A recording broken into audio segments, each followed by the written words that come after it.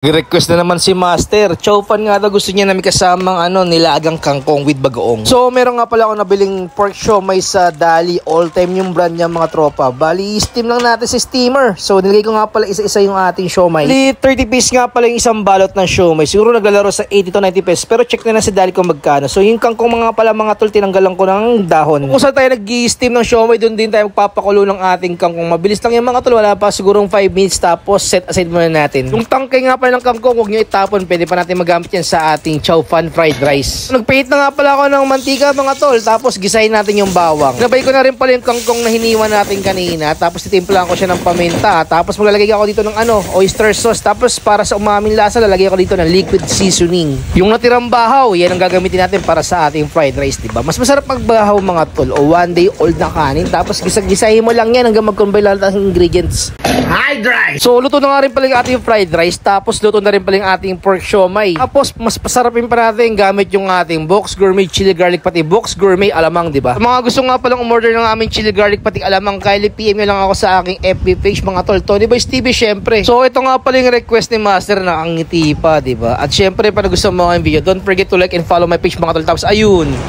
marap!